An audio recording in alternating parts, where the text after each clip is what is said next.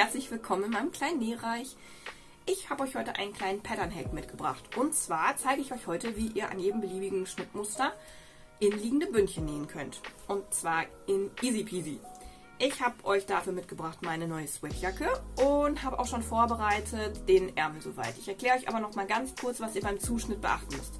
Den Ärmel solltet ihr, egal was da kommt, immer an der eigentlich gedachten Saumlinie plus Saumzugabe zuschneiden. Ihr dürft den nicht cutten an der Stelle, wo das Bündchen ist, weil der Ärmel später genau am Handgelenk ja enden soll oder halt leicht drüber, sonst würde euch der Ärmel im Ganzen zu kurz werden. Ihr schneidet also für diese Variante, wenn ihr innenliegende Bündchen haben wollt, den Ärmel an der Saumlinie plus Saumzugabe zu und das Bündchen schneidet ihr trotzdem auch zu, aber das wird auch nochmal um 2 bis 3 cm erhöht. Den Platz braucht ihr. Die Weite vom Bündchen berechnet ihr diesmal nicht anhand von Umfang mal 0,7, sondern ihr nehmt einfach die gesamte Umfangsbreite, so wie sie ist. Ihr verkürzt das nicht. Maximal mal 0,9. Ihr solltet auf gar keinen Fall enger werden. Ihr braucht den Platz später noch. Dann näht ihr erstmal so wie hier bei mir zu sehen. Den Ärmel steckt ihr schön rechts auf das Bündchen steckt ihr auf den Ärmel, rechts auf rechts. Und verbindet das Ganze an der offenen Kante einmal. Und dann macht ihr schwuppdiwupp und habt erstmal ein stinknormales Bündchen. Jetzt ist das Ganze natürlich noch ein klein wenig zu lang, weil das ist ja eigentlich die Saumlänge. Und jetzt kommt Trick 17. Jetzt müsst ihr aufpassen.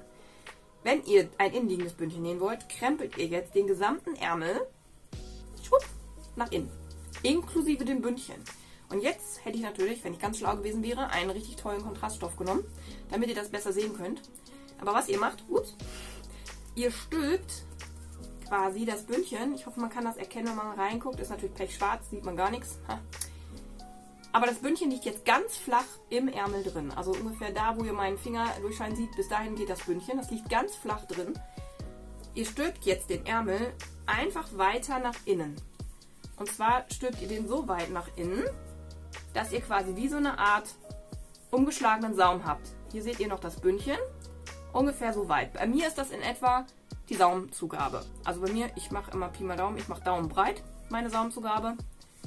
Und genau so nehme ich meinen Daumen und fahre an der Kante entlang, bis die Daumenbreit innen im Ärmel drin liegt.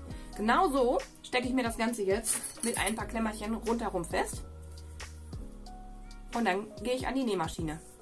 Wenn ich das jetzt richtig schön alles innen da reingestopft habe, muss ich das Ganze jetzt von außen absteppen. Das Schöne ist, dass ihr euch da ein bisschen dran orientieren könnt. Ihr seht nämlich am Stoff durchscheinen die Naht von dem Bündchen. Und ihr könnt mit dem Finger genau diese Nahtfalz ertasten. Ihr legt euch jetzt also die Kante unter eure Nähmaschine und saust einmal von außen schön mit einem Geradstich einmal dran entlang. Immer schön in der Nahtfalz, wie beim Reißverschluss nähen, einmal dran entlang. Das mache ich jetzt mal eben und dann zeige ich euch, wie das Ergebnis aussieht. Bis gleich!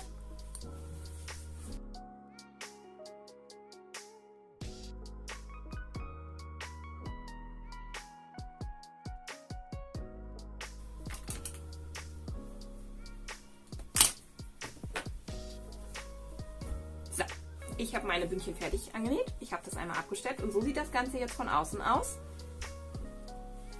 Und die einzige Magic, die ihr jetzt noch machen müsst, ist, ihr packt da einmal rein, schnappt euch euer Bündchen und zieht das wieder nach außen.